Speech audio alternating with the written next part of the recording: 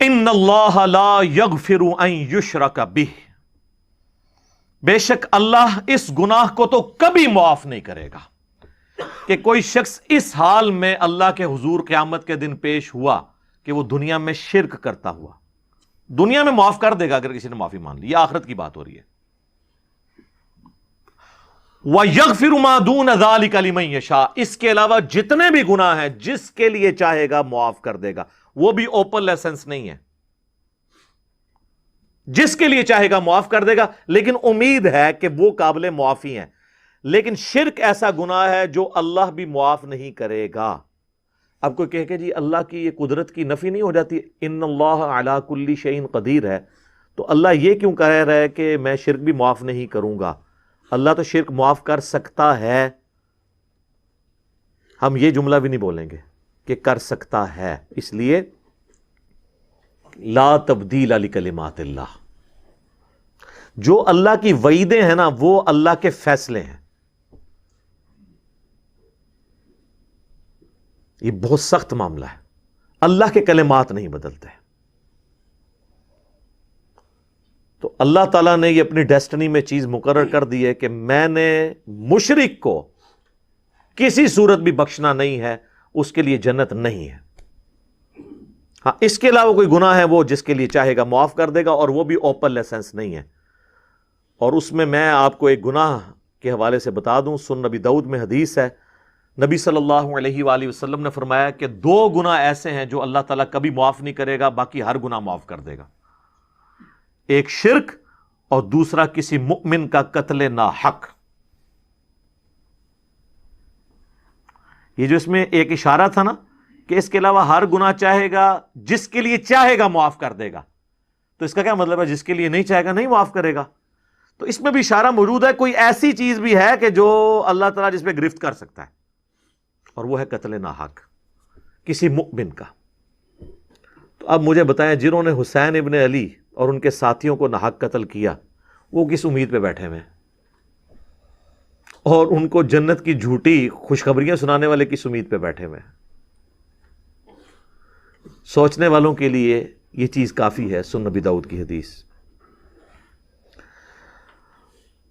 وَمَن يُشْرِكْ بِاللَّهِ، اور جس نے اللہ کے ساتھ شرک کیا، فَقَدِ افْتَرَىٰ إِثْمًا عَظِيمًا، تو اس نے بہت بڑا جھوٹ اللہ تعالیٰ کے اوپر باندھ دیا، بہت بڑا گناہ کا کام اس نے کیا جس نے شرک کیا. اچھا، سورہ نساء کی آیت نمبر 116 جب آئے گی نا، اس میں پہلے الفاظ تو یہی ہوں گے، ان اللہ لا یغفر ان یشرک بہ ویغفر ما دون ذلک لمن یشاء، لیکن اگلے الفاظ ہیں ومن یشرک باللہ فقد ضل ضلالا بعیدا، جو کوئی اللہ کے ساتھ شرک کرے وہ گمراہ ہوا اور گمراہی میں دور جا پڑا. اللہم لا تجعلنا منہم، اللہم من احییتہ منا فاحیہ علی الاسلام ومن توفیتہ منا فتوفہ علی الایمان، آمین.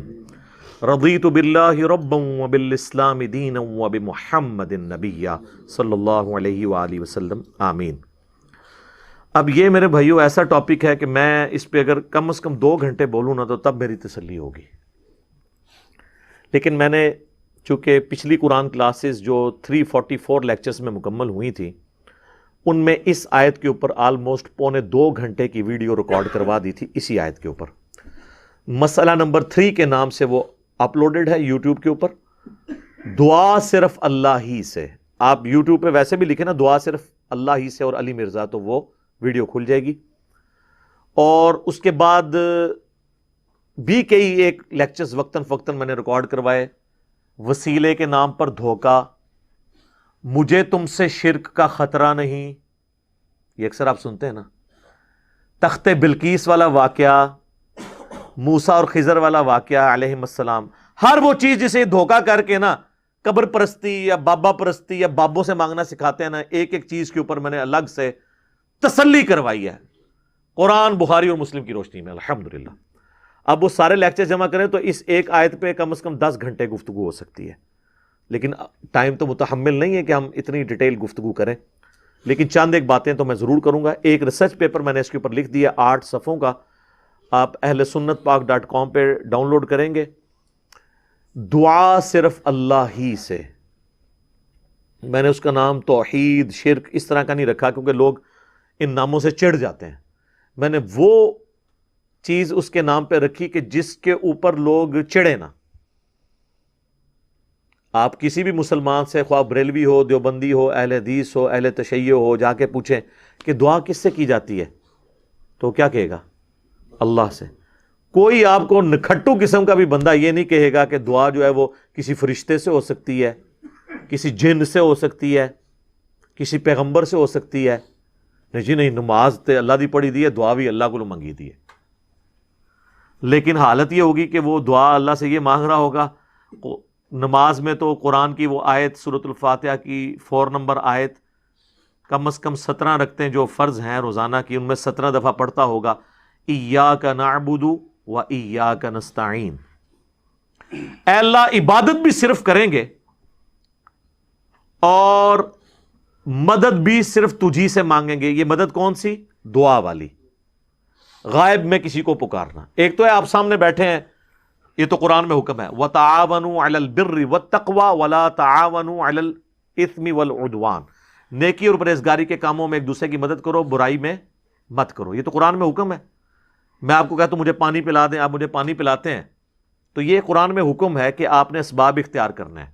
لیکن آپ بغداد شریف میں، اجمیر شریف میں، اور وہاں بھی قبر میں دفن ہیں اور آپ مر چکے ہیں، آخرت کی زندگی میں زندہ ہیں، دنیا کی زندگی سے نکل چکے، اور میں آپ سے کہوں کہ پانی پلا دیں، وہی بات، وہی جملہ ایک فریم آف ریفرنس کے بدلنے سے شرک بن جائے گا، کیونکہ آپ غیر اللہ سے دعا مانگ رہے ہیں.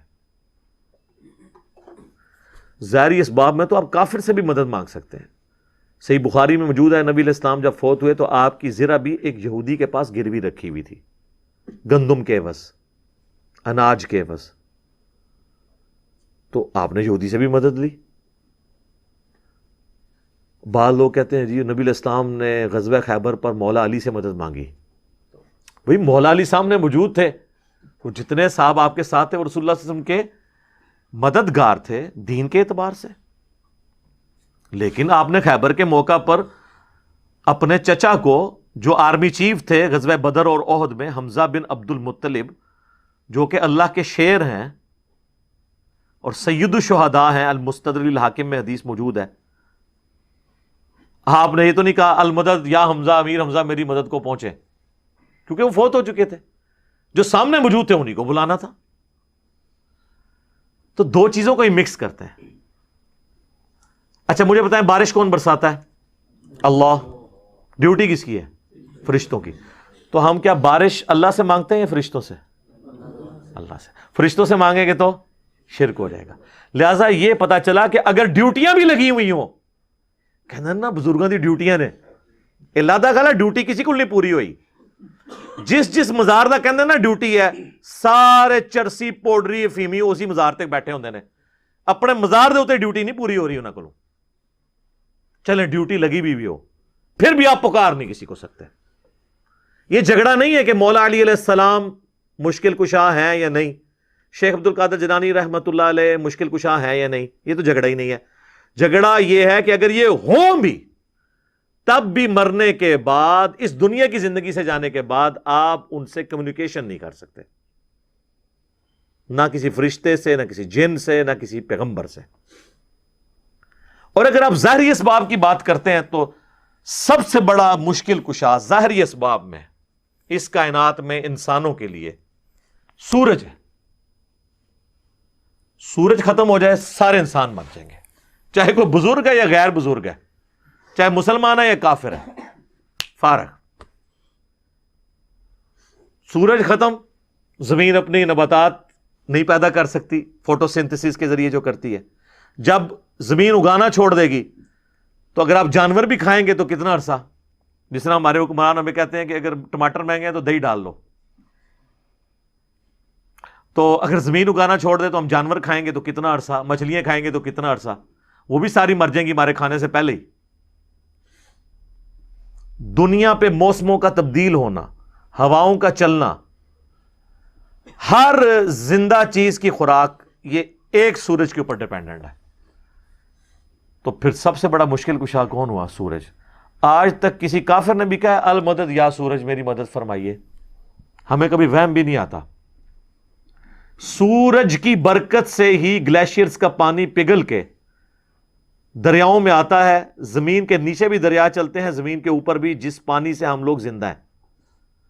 اور وہ گلیشیئرز تک پانی پہنچنا بھی سورج کی وجہ سے ہے, کیونکہ سورج ویپوریٹ کرتا ہے سمندر کے پانی کو, وہ ہواؤں اور بادلوں کی شکل میں ہم پر بارش کی شکل میں اور پہاڑوں پہ برف کی شکل میں برستی ہے.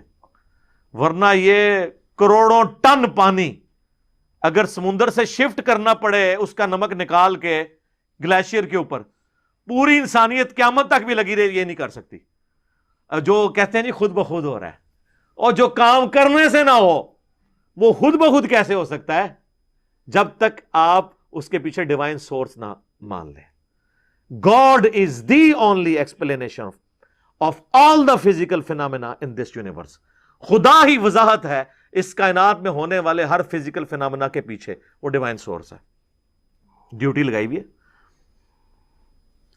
15 ارب سال سے سورج چل رہا ہے, اس میں فیول کون ڈال رہا ہے, اسے کان سے پکڑ کے کون چلا رہا ہے؟ سورج کو خود بھی نہیں پتا کہ وہ کیا کر رہا ہوگا. لیکن سورج کو ہم کیا مشکل کشا مانتے ہیں؟ حالانکہ ساری مشکلیں ہماری وہی حل کر رہا ہے. ہم کہتے ہیں سبب ہے, پھر بھی نہیں پکارتے. اتنے بڑے سبب کو آپ پکار نہیں رہے تو بابے کدھر سے آ گئے؟ بابے تو خود آپ کے نذرانوں پہ چلتے ہیں. کھانا کھا لیں تو انہیں ٹوائلٹ کی ضرورت پڑ جاتی ہے.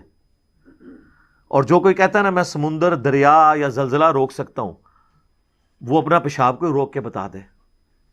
نہیں. وہ پچھلے دنوں ایک انڈیا کے وہ مولانا صاحب کی ویڈیو بھی اپلوڈ ہوئی تھی نا کہ شیخ عبد القادر جیلانی کی مجلس میں ایک وقت کے بہت بڑے ولی بیٹھے تھے, اس دوران انہیں پیشاب آ گیا اور شدت شدید تھی, تو روک لیتے نا. انہیں خود مان لیا کہ بزرگ نہیں پیشاب روک سکتے. وہ کہتے عبد القادر جیلانی نے این جناب چادر سٹی, انہوں نے جا کے ڈگی تھے, اور پھر کسی میدان پہنچ گئے تھے, فارغ ہو کے واپس آئے.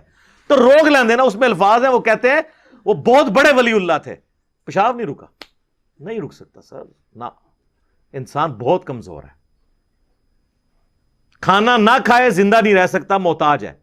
سورۃ المائدہ کی آیت نمبر 72 میں آیا عیسیٰ اور ان کی ماں روٹی کے محتاج تھے.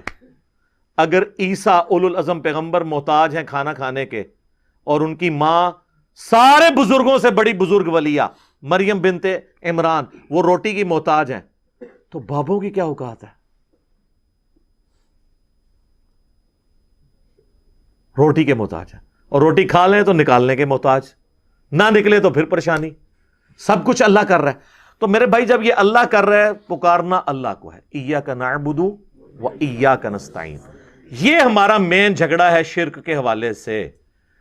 ہزاروں باتیں ایک طرف, اصل بات یہ ہے کہ اصل شرک ہوا ہے ایاک نستعین میں.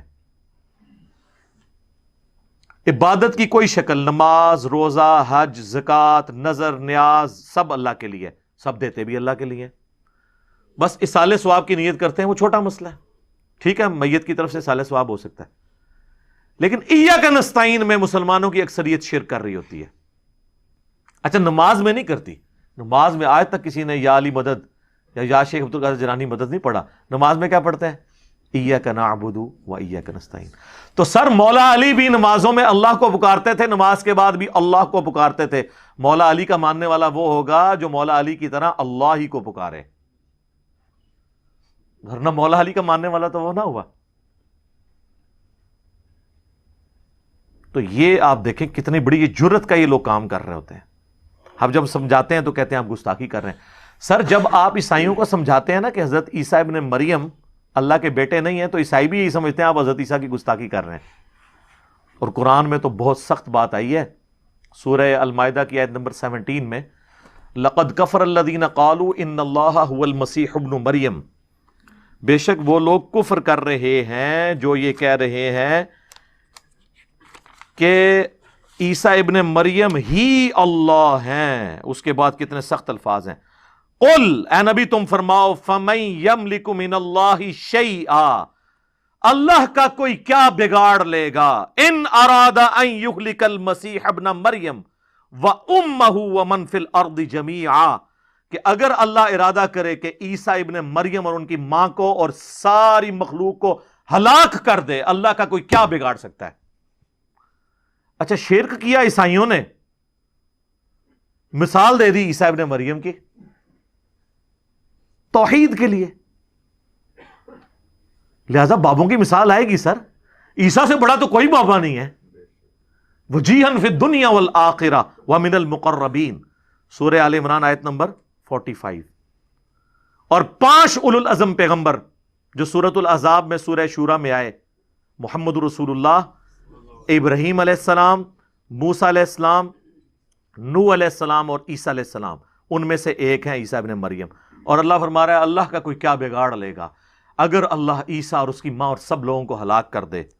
وَلِلَّهِ مُلْكُ السَّمَاوَاتِ وَالْأَرْضِ، بادشاہت تو آسمانوں اور زمین کی اللہ کی ہے. وَمَا بَيْنَهُمَا، اور جو کچھ اس کے درمیان ہے اس کا مالک بھی اللہ ہے. يَخْلُقُ مَا يَشَاءُ، جو چاہتا ہے پیدا کرتا ہے. عیسیٰ کو بھی اس نے پیدا کیا، یہ اس کی مخلوق ہے، دیٹس آل، جس طرح اور مخلوقات ہیں. واللہ علی کل شیء قدیر، اور اللہ تعالیٰ ہر چیز کے اوپر قادر ہے. سر کس لیول پہ جا کے آپ کو اللہ سمجھائے، کس لیول کے اوپر جا کے؟ توحید کا معاملہ بہت سینسٹیو ہے. میں اکثر ایک جملہ بولتا ہوں، شرک is the most sensitive issue in the sight of Allah. اللہ کے حضور شرک سے زیادہ کوئی حساس معاملہ نہیں ہے. اس لیے تو یہ آیت آئی ہے کہ اللہ نے ہر گناہ معاف کر دینا لیکن یہ معاف نہیں کرنا. لیکن سر ایک خوشخبری بھی ہے، سورۃ الفرقان کی آیت نمبر 70 میں آیا کہ اگر کوئی شرک سے دنیا کی زندگی میں توبہ کر لے ہم اس کے گناہوں کو بھی نیکیوں سے بدل دیں گے. سبحان اللہ وبحمدہ، سبحان اللہ وبحمدہ، سبحان اللہ العظیم، عدد خلقہ ورضا نفسہ وزنۃ عرشہ ومداد کلماتہ. یعنی اللہ اس کو یہ بھی دیکھے گا کہ اتنا عرصہ تو نے شرک کیا ہے، ہن پہلے این سال نیکیاں کر، تو ایڈا گاڑا گناہ سی، انہوں ختم کرنے ٹائم چاہیے. اللہ کہتا ہے تو توبہ کر لے، میں اس گناہ کو بھی نیکی کے برابر تول لوں گا، ایک بار میری طرف آ جا. صحیح مسلم میں حدیث ہے اور جامعہ ترمذی میں بھی، اے میرے بندے اگر تو اتنے گناہ کر لے کہ آسمان تک پہنچ جائیں اور صرف ایک دفعہ مجھ سے معافی مانگ لے میں تیری توبہ قبول کر لوں گا. اور اے میرے بندے اگر تو زمین و آسمان گناہوں کے بھر کے قیامت والے دن میرے پاس آیا لیکن تو نے ایک گناہ نہ کیا ہوا اور وہ ہے مجھ سے کے ساتھ کسی کو شریک ٹھہرانا، تو میں اس قدر مغفرت کے ساتھ اس سے ملاقات کر لوں گا اگر تو نے شرک نہ کیا ہوا. بس یہ گارنٹی دے دے. ایک تو موٹا موٹا شرک ہے نا، ویسے تو خواہش نفس کو بھی شرک کہا گیا. افرائیت من اتخذ الہہ ہوا، بھلا اس شخص کو دیکھا جس نے اپنی خواہش نفس کو اپنا خدا بنا لیا. وہ بھی چھوٹا شرک تو ہے. فجر کے وقت اذان کی آواز سن کے مسجد میں نہ جانا اور اپنے نفس کی پیروی کرنا، یہ بھی شرک کی ایک فارم ہے. اسی لیے ابراہیم علیہ السلام کو سب سے بڑی جو ڈگری قرآن میں اللہ نے دی ہے نا، وہ کیا ہے؟ وما کان من المشرکین. وہ مشرک نہیں تھے. آپ بندہ کہتا ہے یار یہ کون سی ڈگری ہے، مشرک تو میں بھی نہیں ہوں. نہ سر نہ، ابراہیم علیہ السلام دی توحید اور تے تہاڈی میری توحید اور. وہ ہر طرح کے شرک سے آزاد ہو چکے تھے. سر اس سے بڑی کیا بات ہوگی؟ اللہ نے قرآن پاک میں فرمایا کہ سورۃ البقرہ میں کہ جب جب ابراہیم کو اس کے رب نے آزمایا تب تب وہ آزمائش میں پورا اترا. اور سورۃ النجم میں فرمایا ابراہیم وہ ہے جو ہم سے وفا کرنے والا ہے. اور سورہ الصافات میں آیا کہ ہم نے اسے اتنی بڑی آزمائش میں ڈالا کہ اس کے بچے کی قربانی کا اسے حکم دیا تو وہ تیار ہو گیا اس کے لیے. تو انہوں نے بیٹے کو بھی اللہ کے مقابلے پہ کھڑے نہیں ہونے دیا، اس لیے کہا گیا وما کان من المشرکین. یہ کوئی چھوٹی ڈگری نہیں، بہت بڑی ڈگری ہے. تو شرک کا معاملہ بہت سینسٹیو ہے. یہ صحیح مسلم کی میں نے آپ کو حدیث بتائی. ایک اور حدیث ہے صحیح مسلم کے اندر ہی کہ نبی علیہ السلام جب شب معراج گئے تو اللہ تعالیٰ نے ان کو 3 تحفے دیے. نمبر 1 5 نمازیں، نمبر 2 سورۃ البقرہ کی آخری 2 آیات آمن الرسول، اور تیسرا یہ کہ میں گارنٹی دیتا ہوں کہ آپ کا جو امتی شرک نہیں کرے گا نا میں اس کی مغفرت کر دوں گا قیامت والے دن، یعنی at the end of the day اپنا عذاب بھگتنے کے بعد. یہ نبی علیہ السلام کو گارنٹی دی گئی. بخاری اور مسلم دونوں میں حدیث ہے، نبی علیہ السلام نے 3 دفعہ فرمایا جانتے ہو سب سے بڑا گناہ کون سا ہے؟ جانتے ہو سب سے بڑا گناہ کون سا ہے؟ جانتے ہو سب سے بڑا گناہ کون سا ہے؟ صحابہ نے کہا یا رسول اللہ اور اس کا رسول بہتر جانتے ہیں. آپ فرمایا کیا میں تمہیں بتا نہ دوں؟ بتا نہ دوں؟ کہ یا رسول اللہ بتائیں. فرمایا اللہ کے ساتھ شرک کرنا. اور ایک اور حدیث ہے بخاری اور مسلم کی، اس میں بھی یہی الفاظ ہیں، لیکن اس میں الفاظ ہیں کہ تم اللہ کے ساتھ شرک کرتے ہو حالانکہ اس نے تمہیں پیدا کیا ہے۔ پیدا کرنے والا اور پیدا ہوا برابر نہیں ہو سکتے۔ سر اللہ ہی ہے جو پیدا کرنے والا ہے، باقی سب پیدا ہوئے ہیں، تو وہ اللہ کے مقابلے پہ کیسے آ سکتے ہیں؟ نیور، کبھی نہیں آ سکتے۔ صحیح بخاری اور مسلم میں ایک اور حدیث ہے، معاذ ابن جبل کہتے ہیں کہ میں نبی الاسلام کے پیچھے ایک دفعہ سواری پہ گدھے پہ بیٹھا تھا، آپ کے اور میرے درمیان بس ایک پالان کی لکڑی تھی، یعنی آپ علیہ السلام نے اپنے پیچھے وہ ایک چھوٹی سی لکڑی رکھی ہوئی تھی کمر کو سپورٹ دینے کے لیے۔ اب وہ یہ نقشہ اس لیے کھینچ رہے تھے اپنا رسول اللہ سے قرب بتانے کے لیے کہ میری خوش نصیبی ہے کہ حضور گدھے پہ بیٹھے ہیں آگے، اور میرے اور نبی علیہ السلام کے درمیان صرف ایک لکڑی کی وہ پالان کی ڈنڈی ہے لکڑی کی۔ سر آپ ذرا خوش نصیبی کا لیول دیکھیں۔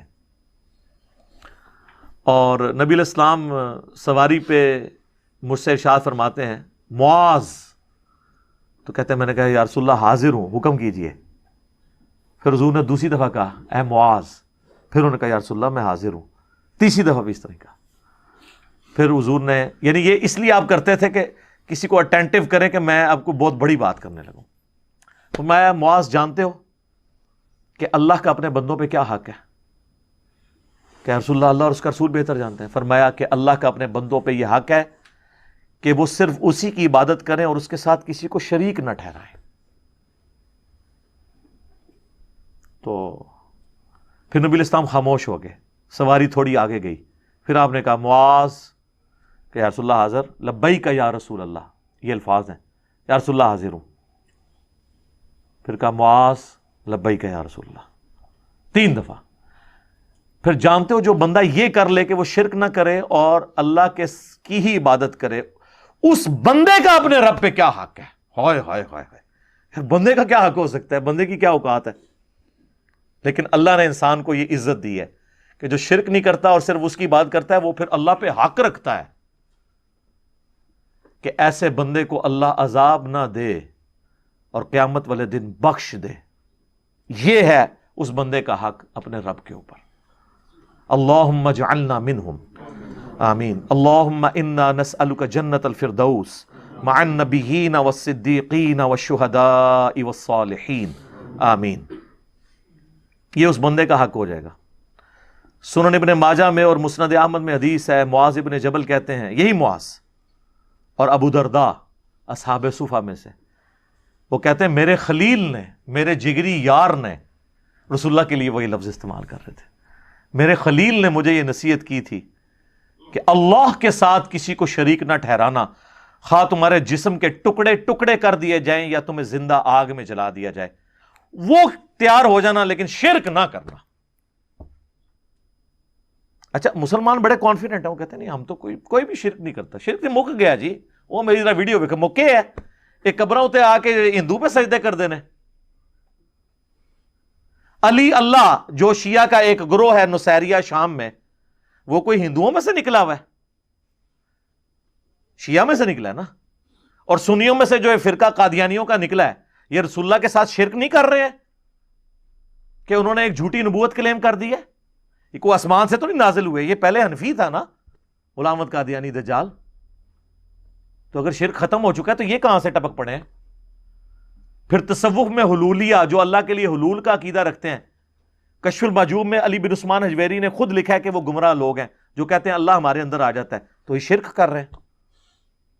تو شرک اگر ختم ہوا ہوتا تو یہ سب لوگ ویسے ہی لکھتے رہے۔ یہ بہت سینسٹیو معاملہ ہے۔ تو اس میں بنیادی بات وہی ہے، ایاک نعبد و ایاک نستعین۔ اچھا حالانکہ یہ اللہ سے مدد مانگنا بھی عبادت ہی ہے، لیکن رسول اللہ صلی اللہ علیہ وآلہ وسلم نے اور اللہ تعالیٰ نے اس کو الگ سے مینشن کیا ہے۔ اللہ نے تو کیا نا ایاک نعبد و ایاک نستعین، حالانکہ نعبدو میں دعا شامل تھی، لیکن اللہ کو پتا تھا زیادہ شرک اس میں ہونا ہے، اس لیے مزید اس کو نکھارتے ہوئے علیحدہ کر دیا کہ دعا بھی صرف اسی سے کرنی ہے۔ ہو سکتا ہے عبادت کی وجہ سے لوگ کہتے ہیں سیدھے اللہ دی نماز پڑھنا ہے نا جی، جب ہم سب جاتے ہیں کہ یار دعا بھی اللہ سے کرنی ہے تو کہتے ہیں نہیں یہ جو حکم ہے عبادت ہے، لیکن اللہ نے اس کو علیحدہ کیا نستعین۔ اور جامعہ ترمذی میں حدیث ہے، نبی اسلام نے فرمایا الدعاء هو العبادہ، دعا ہی عبادت ہے. یعنی عبادت کی اعلیٰ شکل کیا ہے؟ دعا، ایاک نستعین. پھر آپ نے کہا کہ اللہ بھی تو قرآن میں فرماتا ہے. نبی علیہ السلام نے اپنی بات کی دلیل میں قرآن کی آیت پڑھی سورہ المؤمن کی، جسے سورہ غافر بھی کہتے ہیں، آیت نمبر 60. ادعونی استجب لکم، اے میرے بندو مجھ سے مانگو میں تمہاری دعا کو قبول کروں گا. ان الذین یستکبرون عن عبادتی سیدخلون جہنم داخرین، اے میرے بندو مجھ سے مانگو میں تمہاری دعا قبول کروں گا، بے شک جو لوگ مجھ سے دعا کرنے میں تکبر کرتے ہیں اور مجھ سے نہیں مانگتے، میں انہیں ذلیل و خوار کر کے دوزخ میں داخل کروں گا. یعنی اللہ تعالیٰ فرما رہا ہے، ذکر ہوا کہ مجھ سے دعا کرو میں قبول کروں گا، اور اسی آیت میں کہہ دیا کہ جو میری عبادت سے تکبر کرتے ہیں انہیں میں ذلیل و خوار کروں گا. یعنی دعا کو خود عبادت کہا اللہ نے، اور رسول اللہ صلی اللہ علیہ وسلم نے اس کو مزید ایکسپلین کر دیا اپنی اس حدیث سے، الدعاء هو العبادہ، اور ساتھ یہ آیت پڑھ دی. اب آپ کو کس طرح اور سمجھائیں کہ نبی الاسلام کس طرح کھول کھول کے باتوں کو ارشاد فرمایا کرتے تھے. ایک تو وہ آیت ہے سورۃ الانعام کی آیت نمبر 88، جس میں اللہ تعالی نے آلموسٹ بائی نیم 18 انبیاء کے نام، ایگزیکٹلی 18 انبیاء کے نام ذکر کیے ہیں. قرآن میں انبیاء کرام کے ناموں کا سب سے بڑا گلدستہ جو ہے نا وہ سورۃ الانعام کی وہ آیت ہے 88 نمبر، اور اس کے ساتھ ایڈجسنٹ. تو 88 آیت میں جا کر 18 انبیاء کا بائی نیم ذکر کر کے آخر میں اللہ تعالیٰ نے اپنا فتویٰ سنایا ہے، وَلَوْ أَشْرَكُوا لَحَبِطَ عَنْهُمْ مَا كَانُوا يَعْمَلُونَ، اگر یہ بھی شرک کرتے ہوتے تو ہم ان کے بھی سارے اعمال برباد کر دیتے. اس سے زیادہ آپ کا رب، میرا رب آپ کو کیسے سمجھائے کہ شرک is the most sensitive issue in the sight of Allah. اچھا، اور دوسری آیت جو اسپیسیفکلی ہمارے محبوب صلی اللہ علیہ وآلہ وسلم کے لیے آئی، سورہ الزمر کی آیت نمبر 65، وَلَقَدْ أُوحِيَ إِلَيْكَ وَإِلَى الَّذِينَ مِن قَبْلِكَ لَإِنْ أَشْرَكْتَ لَيَحْبَطَنَّ عَمَلُكَ وَلَتَكُونَنَّ مِنَ الْخَاسِرِينَ. اے نبی تم فرماؤ میری طرف بھی اور مجھ سے پہلے تمام انبیاء کی طرف یہ ایک کانٹے کی بات وہی کی گئی تھی کہ بالفرض اگر تم نے بھی شرک کیا تمہارے اعمال بھی سارے برباد کر دیے جائیں گے اور تم خسارہ پانے والوں میں سے ہو جاؤ گے. سارے انبیاء، اور ظاہر ہے کہ انبیاء کے ذریعے امتوں کو بھی. اور پھر سر جس شان سے عیسیٰ ابن مریم کا خطبہ آیا نا جی سورہ المائدہ کی آیت نمبر 72 میں، چونکہ اس وقت انسانیت میں سب سے بڑا شرک بت پرستی کے نام پہ نہیں ہے، ایک پیغمبر کے نام پہ کھڑا ہوا ہے. یار بت پرست تو اس وقت دنیا میں ہارڈلی 80-90 کروڑ ہوں گے، وہ بھی آستہ آستہ سیکولر ہی ہو گئے ہیں، لیکن 2.25 ارب کرسچنز شرک کر رہے ہیں ایک پیغمبر کے نام کے اوپر. اس میں پیغمبر کا کوئی قصور نہیں ہے، جیزس کرائسٹ نے کبھی ان کو شرک تعلیم نہیں کیا. تو اللہ تعالیٰ نے کرسچنز کو سمجھانے کے لیے اور عیسیٰ ابن مریم کی صفائی کے لیے، ان کی طرف سے صفائی پیش کرنے کے لیے قرآن حکیم میں سورۃ المائدہ کی آیت نمبر 72 میں ارشاد فرمایا، لَقَدْ كَفَرَ الَّذِينَ قَالُوا إِنَّ اللَّهَ هُوَ الْمَسِيحُ ابْنُ مریم، بے شک وہ لوگ کھلا کفر کر رہے ہیں جو کہتے ہیں کہ اللہ ہی عیسیٰ ابن مریم ہے. نعوذ باللہ. یہ پروٹیسٹنٹ کا یہ عقیدہ ہے کہ اللہ عیسیٰ کی شکل میں دنیا میں اترا ہے. آگے چل کر 73 نمبر آیت میں اللہ تعالیٰ نے کیتھولک کی بھی نفی کی ہے، لَقَدْ كَفَرَ الَّذِينَ قَالُوا إِنَّ اللَّهَ ثَالِثُ ثَلَاثَةٍ، بے شک وہ بھی کھلا کفر کر رہے ہیں جو کہہ رہے ہیں 3 خداؤں میں سے ایک ہے اللہ، یعنی گاڈ دا ہولی فادر، اور جبرائیل دا ہولی گوسٹ، اور عیسیٰ ابن مریم دا ہولی سن. نبی علیہ السلام کے مبارک زمانے میں حضرت مریم کو ٹرینٹی میں شامل کیا گیا تھا. آج کی جو عیسائیت ہے اس میں حضرت مریم کو نکال کے حضرت جبرائیل کو ڈال دیا انہوں نے. بہرحال اللہ نے کہا یہ کفر ہے. وہ جو 72 نمبر آیت ہے نا، لَقَدْ كَفَرَ الَّذِينَ قَالُوا إِنَّ اللَّهَ هُوَ الْمَسِيحُ ابْنُ مریم، اس میں اللہ تعالیٰ نے اس کے بعد ہی اسی آیت میں فرمایا وَقَالَ الْمَسِيحُ، جبکہ عیسیٰ مسیح تو کہا کرتے تھے یا بنی اسرائیل، اے اولاد یعقوب، اسرائیل علیہ السلام کی اولاد، اعبدوا اللہ ربی و ربکم، عبادت کرو اس رب کی جو میرا بھی رب ہے اور تمہارا بھی رب ہے۔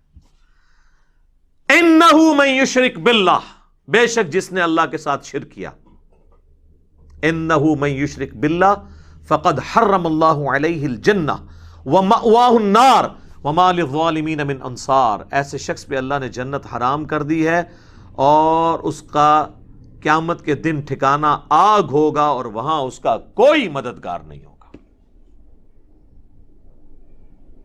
حتیٰ کہ صحیح بخاری اور صحیح مسلم دونوں میں یہ حدیث ہے، اللہ کے محبوب صلی اللہ علیہ وآلہ وسلم ارشاد فرماتے ہیں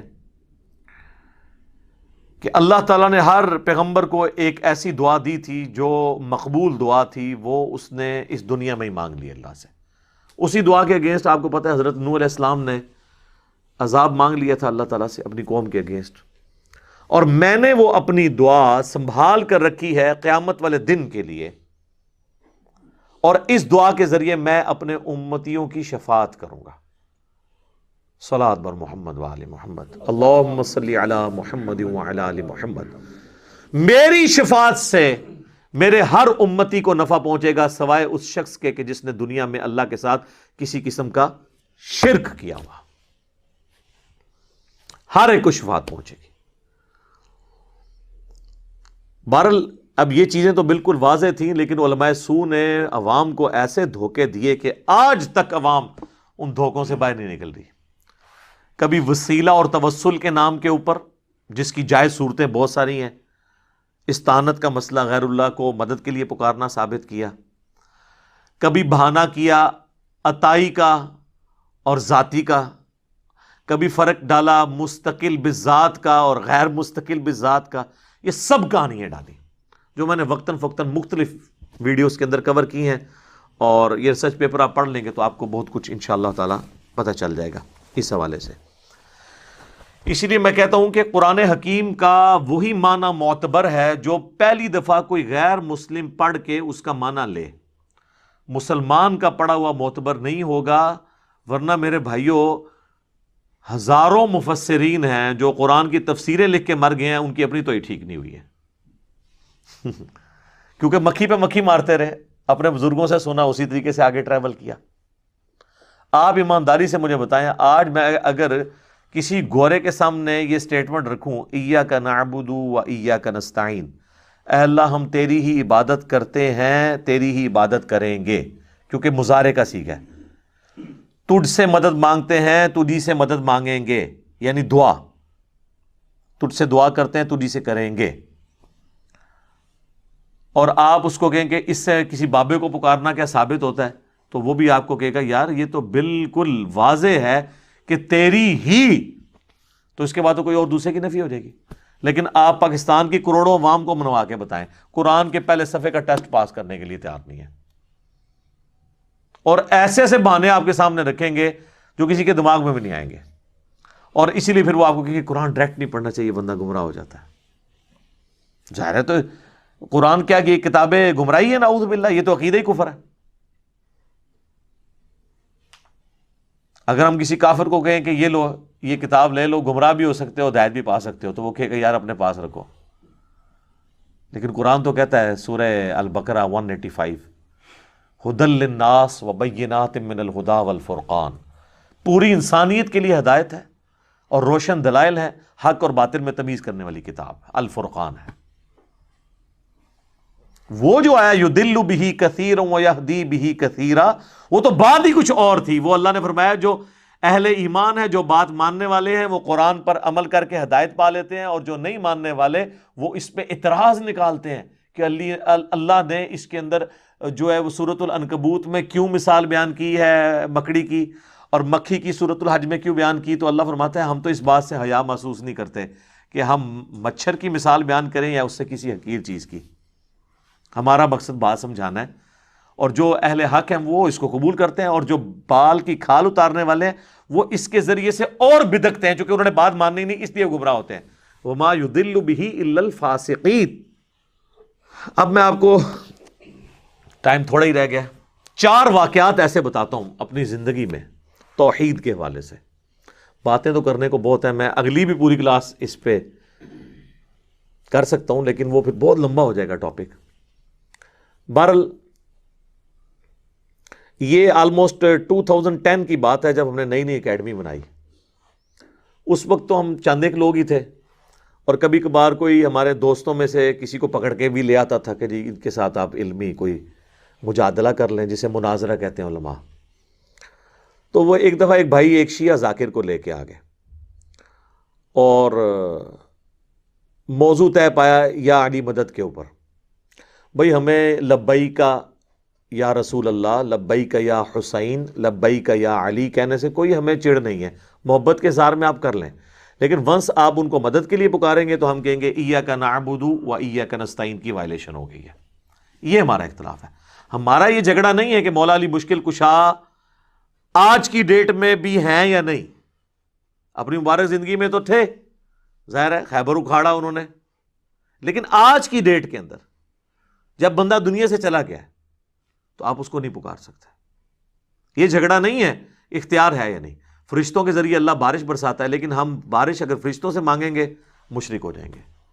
سورج کے ذریعے سارا دنیا کا نظام چل رہا ہے اس کی روشنی کی وجہ سے، لیکن ہم المدد یا سورج کہیں گے تو مشرک ہو جائیں گے، کیونکہ ہم اسباب کو پکار نہیں سکتے. اسباب صرف اختیار کرنے ہیں، اور وہ بھی ظاہر ہے وہی کریں گے جو سامنے موجود ہے.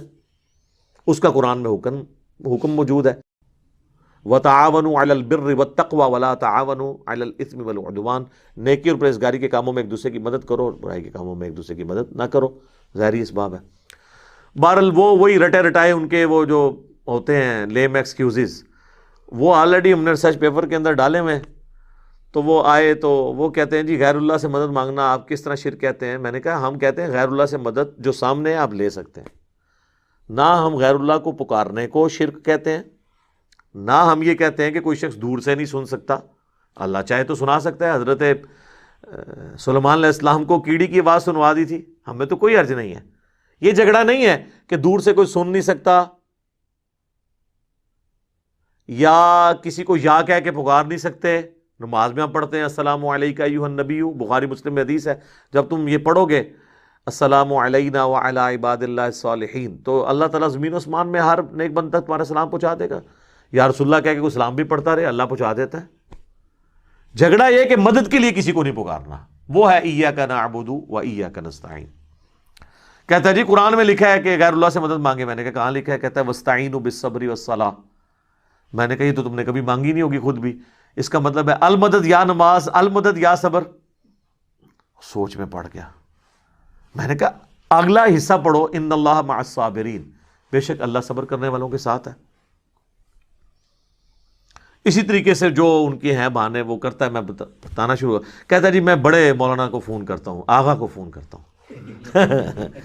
آغا کو ملایا نا، پھر آغا کے ساتھ جو اس نے کی نا، سپیکر میں کہ آن کر آغا دی میں بھی سنا پھر کیا ہوتی ہے. وہ آغا نے بھی پہلے یہی آیت پڑھی واستعینوا بالصبر والصلاۃ. وہ کہتے ہیں آغا یہ جو کہڑی غیر اللہ کی مدد ثابت ہوتی ہے، حالانکہ تھوڑی دیر پہلے وہ بھی اس سے سبب ثابت کر رہا تھا.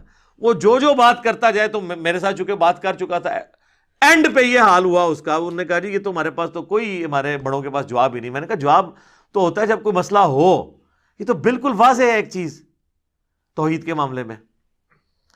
تو یہ ایک میری زندگی میں ایک اچھے واقعات میں سے ایک واقعہ. ایک دوسرا واقعہ میں آپ کو سناتا ہوں. یہ آلموسٹ بات ہے 2012 کی. ہم لوگ I-10 کی مسجد میں نماز ان دنوں پڑھتے تھے، دارالاسلام مسجد اہل حدیث کی، اور پاس ہمارا ایک مکان ہم نے کرائے پہ لیا تھا، بیچلرز رہتے تھے ہم.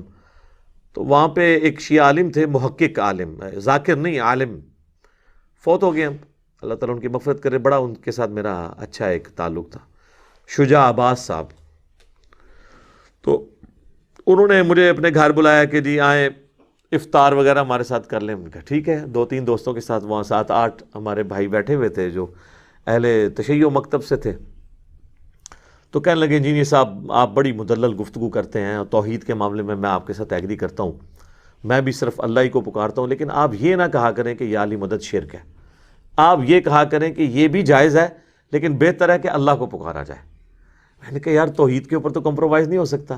حسین ابن علی نے گردن کٹائی ہے تو توحید کے لیے. ہمارے محبوب صلی اللہ علیہ وآلہ وسلم نے اگر تکلیف اٹھائی ہیں اور سارے نبیوں نے وہ توحید کو اسٹیبلش کرنے کے لیے. تو میں نے کہا یہ واضح ہے ایاک نعبد و ایاک نستعین. تو کہتے ہیں جی اس میں تو ہے کہ تیری عبادت کرتے ہیں تجھی سے مدد مانگتے ہیں, یہ تو نہیں ہے کہ کسی اور سے نہیں مانگتے. دیکھیں ایک پڑھے لکھے بندے کو زیب دیتا ہے کہ جب تجھ سے ہی کا یہ مطلب. میں نے خیر for the sake of argument میں نے کہا ایگری کرتا ہوں آپ کے ساتھ. میں نے کہا میرے بھائی قرآن لے کے آئیں, اور میں نے کہا یہ آپ کی جو آڈینس ہے نا, آپ کے اسٹوڈنٹس جو بیٹھے ہیں ادھر, یہ فیصلہ کریں گے. میں آپ کو قرآن سے ایک آیت ایسی نکال دیتا ہوں جس میں لکھا ہے کہ اور کسی سے نہیں مانگنا. کہتے ہیں کدھر لکھا ہے؟ میں نے کہا لائیں آپ. وہ لے کے میں نے کہا جناب سورہ نمل کھولیں, پارہ نمبر 20 کا پہلا صفحہ نکالیں اور اس میں آیت نمبر 62 آپ پڑھیں. اعوذ باللہ من الشیطان الرجیم بسم اللہ الرحمن الرحیم. امن یجیب المضطر اذا دعاہ. بھلا بتاؤ تو کون ہے جو مصیبت اور پریشانی میں گھرے ہوئے شخص کی فریاد کو, دعا کو سنتا ہے. وَيَكْشِفُ السُّوءَ, اور اس سے اس کی برائی کو, تکلیف کو دور کر دیتا ہے. وَيَجْعَلُكُمْ خُلَفَاءَ الْأَرْضِ, اور تمہیں خلیفہ کرتا ہے زمین پہ اگلوں کا. یعنی تمہارے ماں باپ مرتے ہیں تو تم خلیفہ بنتے ہو, تم مرو گے تمہاری اولاد. اِلَٰهٌ مَعَ اللَّهِ, کیا اللہ کے ساتھ اور الہ بھی ہے جس کی یہ کوالٹی ہو کہ وہ مشکل اور پریشانی میں گھرے ہوئے شخص کی فریاد کو سنے اور اس کی تکلیف کو دور کرے. قَلِيلًا مَا تَذَكَّرُونَ, لیکن نصیحت تو بہت کم ہی تم حاصل کرتے ہو. تو میں نے کہا کہ اللہ تعالیٰ نے اس میں فرما دیا ہے کہ اللہ کے سوا اگر کسی اور ہستی کے بارے میں یہ تمہارا عقیدہ ہے نا کہ وہ تمہاری تکلیف دور کرتی ہے اور دعا کو سنتی ہے, تو گویا وہ الہ ہے تمہارا دوسرا, جعلی الہ تم نے بنایا ہوا ہے. چاہے کوئی پیغمبر ہو, فرشتہ ہو, جن ہو, بزرگ ہو یا بابا ہو, وہ گویا آپ نے الہ بنا لیا. میں نے کہا جی بتائیں, یہ میں نے ترجمہ ٹھیک کیا. ماشاءاللہ ان کو فارسی بھی آتی تھی, عربی بھی آتی تھی, انگلش بھی آتی تھی, اردو بھی. بیسیکلی وہ انڈین کشمیر کے رہنے والے تھے. تو کہتے ہیں جی یہ ترجمہ تو آپ کا ٹھیک ہے, لیکن میں نے کہا لیکن نہیں, آپ عوام سے فیصلہ کرواتے ہیں. لیکن تو اب ختم ہو گیا نا. آیت کے بعد جب ایک واضح بینات میں سے کوئی چیز آ جائے, وہاں جتنے بیٹھے تھے ان کا جی یہ سب آپ کی بات جو ہے نا 100% ٹھیک ہے. اس میں بالکل واضح موجود ہے کہ آپ نے کسی اور کو نہیں پکارنا. تو اگر کوئی کہتا ہے یا شیخ عبد القادر جیلانی المدد نعوذ باللہ, تو وہ گویا حضرت عبد القادر جیلانی کو الہ مان رہا ہے. قرآن یہ کہہ رہا ہے. ہاں المدد کے بغیر کہتا رہے قیامت تک کہتا رہے, کوئی نہیں سننی کسی نے, نہ کسی نے جواب دینا ہے. سورۃ الاحقاف میں آیا کہ جن ہستیوں کو تم پکار رہے ہو نا, نہ تو وہ تمہاری آواز سنتے ہیں, الٹا قیامت والے دن تمہارے دشمن بن جائیں گے. اور اس طرح کا ٹاپک قرآن پاک میں کئی جگہ ہے. تو ٹھیک ہے آپ لگے رہے, کوئی فرق نہیں پڑنا. المدد نہ بولیں. ویسے آپ جتنے مرضی نعرے لگانے ہیں, جس کے مرضی لگائیں, وہ آپ مجھے بھی پکارتے رہے دنیا میں کہیں بیٹھ کے, مجھے بھی نہیں پتہ چلنا, نہ آپ کو میں نے کوئی جواب دینا ہے.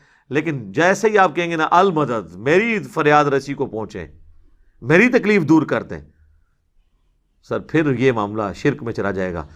خواہ کسی مرے ہوئے کو پکاریں, خواہ کسی ایسے زندہ کو پکاریں جسے آپ سامنے دیکھ نہیں رہے یا اس سے کمیونیکیٹ نہیں کر رہے. ایک تو آپ فون پہ کمیونیکیٹ کر لیں, وہ پھر اسباب میں آ جائے گا, وہ بالکل ٹھیک ہو جائے گا. ایک تیسرا واقعہ آپ کو سناتے ہیں. یہ بات ہے 2012 ہی کی. ہمارے آفس میں ایک کولیگ تھے, ہم دوسرے کسی آفس میں گئے تو ہم دونوں, تو وہاں پہ ایک دعوت اسلامی کے بھائی تھے, وہاں پہ امامت کرواتے تھے. تو انہوں نے دیکھا ہمیں جب سنت کے مطابق رفع الیدین سے نماز پڑھتے ہوئے, تو انہوں نے کہا یہ نجدی کی طرح ہیں, یہ کون سے نجدی ہیں جو ہمارے پیچھے نماز پڑھتے ہیں. حالانکہ اہل حدیث کے نزدیک تو بریلویوں کے پیچھے نماز نہیں ہوتی, بریلویوں کے نزدیک ان کے پیچھے نماز نہیں ہوتی. تو اسی وجہ سے ان کے دل میں ہمارے لیے نرم گوشہ پیدا ہوا. کرتے کرتے انہوں نے ہمیں اپنے گھر دعوت پہ بلا لیا, اور ہم نے موقع غنیمت جانا. ان دنوں ہمیں شوق تھا کہ چلیں لوگوں سے بات کریں. تو گئے تو اسی نیت سے کہ ان کو توحید کی بات کریں گے. اس نے آگے سے جال حق نکال لی مفتی احمد یار خان نعیمی صاحب کی, جو ہم نے 1994 میں پڑھی ہوئی تھی. اس جال حق میں جتنے شیطانی وسوسے ہیں نا توحید کے خلاف, ان سب کا جواب اس پمفلٹ دعا صرف اللہ ہی سے میں موجود ہے. اچھا, وہ جناب گفتگو ہوتے ہوتے کہتا جی قرآن سے کوئی ایسی آیت بتائیں جس میں اللہ تعالیٰ نے نبیوں سے مانگنے کو منع کیا ہو. میں نے کہا جی موجود ہے. کہتا جی کدھر؟ میں نے کہا سورۃ المائدہ کی آیت نمبر 75. مل مسیح ابن مریم الا رسول، عیسیٰ ابن مریم تو نہیں تھے مگر ایک رسول ہی. قد خلت من قبلہ الرسل، اور ان سے پہلے بھی کئی رسول گزرے ہیں. وَأُمُّهُ صِدِّیقَہ، اور ان کی ماں سچی عورت تھی. بیٹا اولو العزم پیغمبر، 5 پیغمبروں میں سے محمد رسول اللہ، ابراہیم خلیل اللہ، موسیٰ کلیم اللہ اور نوح صفی اللہ اور عیسیٰ روح اللہ. یہ 5 اولو العزم پیغمبر ہیں جو سورہ الشورى اور سورۃ الاحزاب میں اللہ نے بتائے ہیں. کوئی پیغمبر ان کے لیول کا نہیں ہے. ان میں سے ایک عیسیٰ ابن مریم ہے. اولو العزم پیغمبر اور ماں اولیاء کی سردار، پیغمبر کی ماں. کون سا ولی اس کا مقابلہ کر سکتا ہے؟ جس کو اللہ تعالیٰ نے چن لیا، آل عمران کو، ان کے نام پہ صورت ہے. ان کے والدہ نے منت مانی تھی نا کہ مجھے ایک بیٹا ملے تو ہیکل سلمانی، ٹیمپل آف سلیمان کی خدمت کے لیے میں اسے وہاں کے لیے وقف کر دوں گی، وہ مجاور ہوگا وہاں کا اور وہ درگاہ چلائے گا. درگاہ یعنی یہ وہ پیری مریدی والی درگاہ نہیں، توحید والی. جس طرح ہماری بھی یہ دار ارکم ہے، ہم اسے اکیڈمی بھی کہتے ہیں، اور یہ ہماری خانقاہ بھی ہے جہاں پہ ہم توحید کی دعوت پیش کرتے ہیں.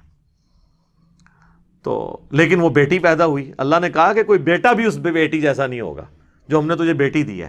کیوں کہ اس سے آگے اولاد کو ہم، اور حضرت مریم خود جان والوں کے لیے نشانی بنی ہے کیونکہ وہ بغیر خاوند کے ان کو اولاد ہوئی ہے.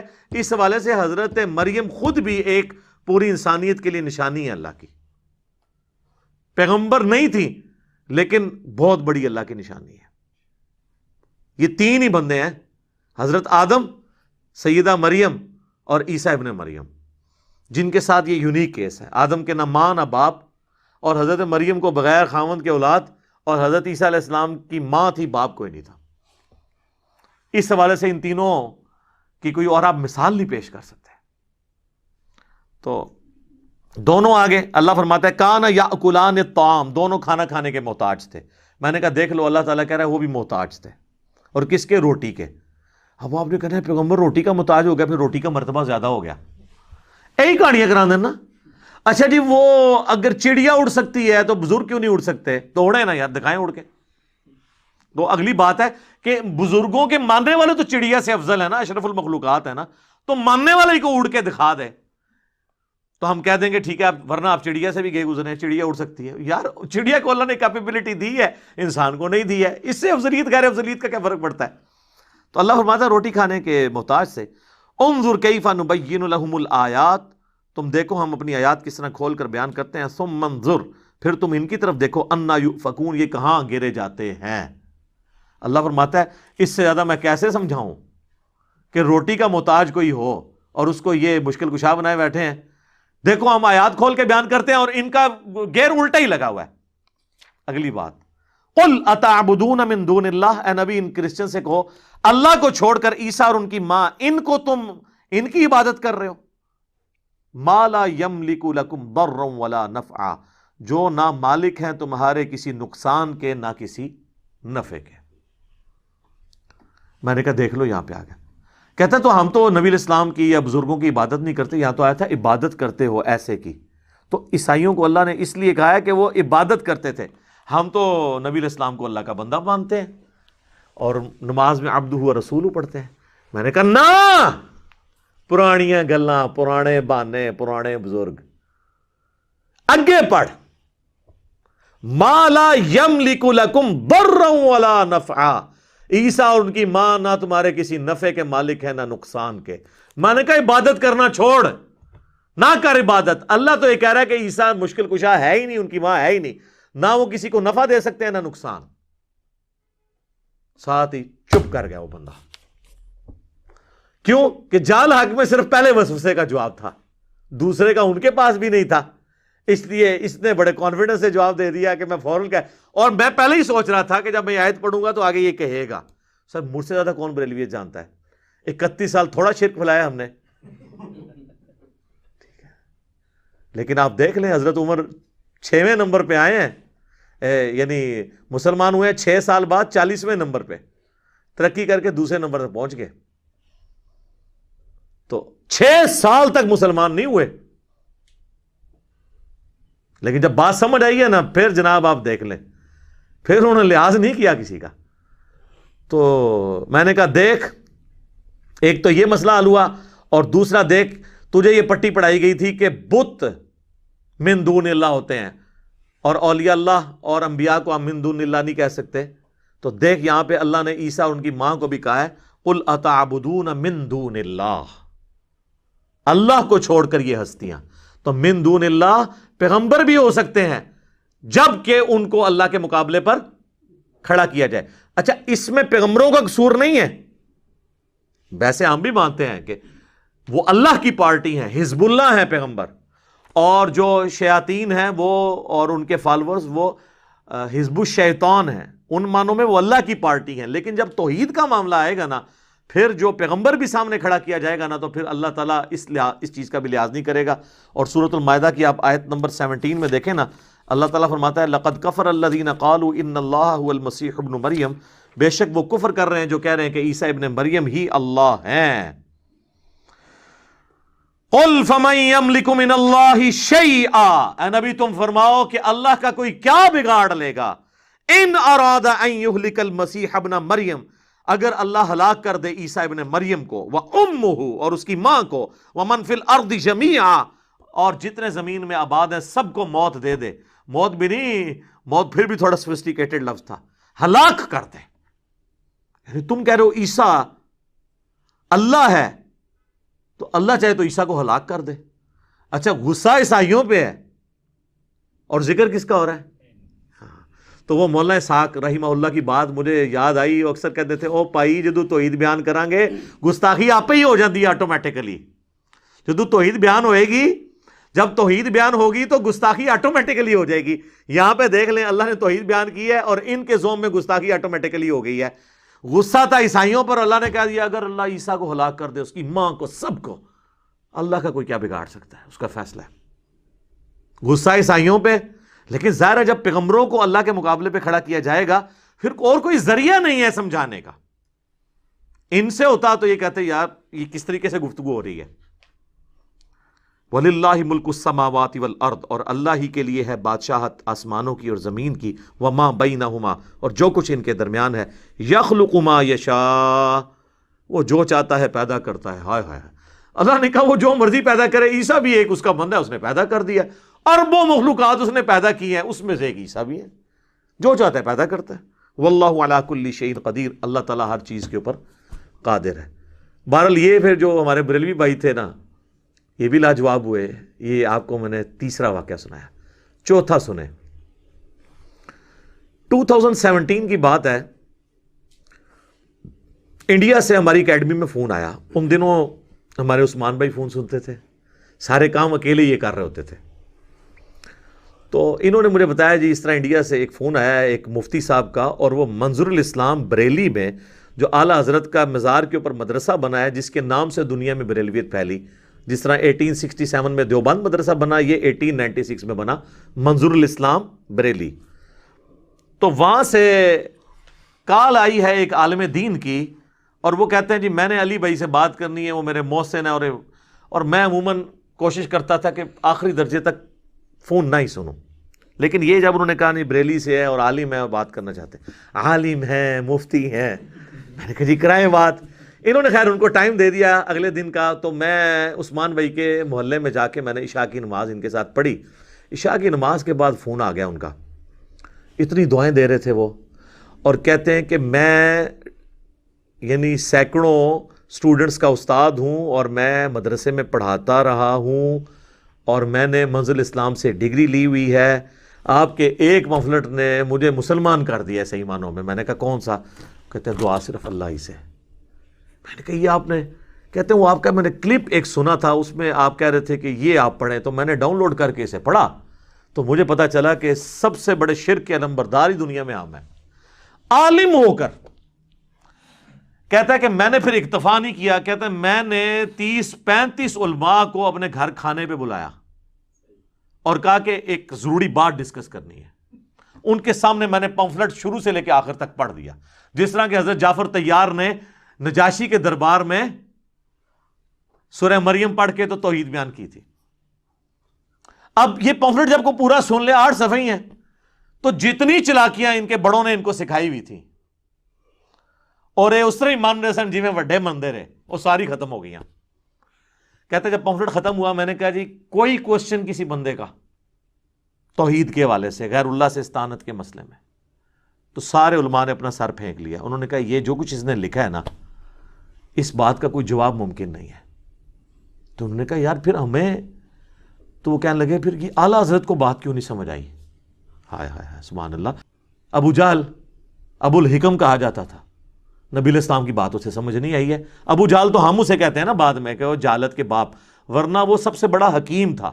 جس طرح ہم کہتے ہیں ڈاکٹر اقبال کو حکیم الامت, تھنکر, تھنک ٹینک, فیصلے بڑے بڑے جو ہوتے تھے, بیٹھتی تھی پنچایتیں جنہیں ہم کہتے ہیں, بڑے بڑے جرگے, ان کے وہ فیصلے کرتا تھا ابو الحکم. ابو جہل اس لیے کہا گیا کہ یار اس کو نہیں بات سمجھ, اتنا سیانہ بنتا تھا. اور اس کے غلام سمیہ اور یاسر, عمار ابن یاسر کے ماں باپ, ان کو بات سمجھ آ گئی. یہ تو اللہ کے فیصلے. تو کہتا میں نے کہا یار اعلیٰ حضرت کو چھوڑو, سورہ التوبہ کی آیت نمبر 115 ہے کہ اللہ تعالیٰ اس وقت تک موت نہیں دیتا جب تک کہ ایک دفعہ حق واضح نہ کر دے. ہر شخص کی زندگی میں یہ موقع آنا ہے, تو تم پہ آئے تم قبول کرو. تو وہ لاجواب تو ہو گئے, لیکن آئیں بائیں شائع کرنا شروع ہو گئے. انہوں نے کہا یار اگر ہم یہ کریں گے تو یہ تو ہمیں یہاں سے نکال دیں گے, اور ہمارا تو ہمیں کون مسجد میں رکھے گا. اہل حدیث کے پاس جائیں گے وہ بھی ہمیں قبول نہیں کریں گے. سب سے بڑا مسئلہ یہی ہے. اچھا خیر, وہ بڑا کہہ رہا تھا کہ یہ بہت زبردست چیز ہے اور ہم یہاں پہ دعوت کا کام کر رہے ہیں. مجھے صرف ایک کوشچن کا آنسر نہیں مل رہا تھا کہ بھئی اس کو کیسے ہدایت مل گئی. میں نے کہا یار تم بھی تو مولوی تھے, تم نے اپنی نوکری کی فکر نہیں کی ہے. کہنے لگا جی میں تو نوکری کرتا نہیں ہوں, میرا تو فرنیچر کا بزنس ہے. ہاں, تو اس لیے مجھے آخرت کی فکر اپنی تھی. اگر میں بھی مسجد یا کا وہ والا ہوتا, وہ والنٹیئرلی پڑھاتا تھا بچوں کو. تو کہتا ہے میں اس سے کماتا نہیں ہوں, میرا اپنا بزنس ہے, میں اس سے کھاتا پیتا ہوں, مجھے کوئی پرواہ نہیں, کوئی مجھے مدرسے سے نکال دے تو میری روٹی تو نہیں بند ہونی. تو وہ جو میں بار بار کہتا ہوں نا, میری روٹی دین کے ساتھ نہیں جڑی ہوئی, میں دین سے کو بیچ کر اپنے لیے 1 روپیہ کمانا بھی حرام سمجھتا ہوں. کیوں کہ جب روٹی دین کے ساتھ جڑ جائے گی پھر آپ کو کوئی حق بات نہیں بتائے گا, کیونکہ اسے فکر پڑ جائے گی کہ میرے ساتھ کیا بننا ہے.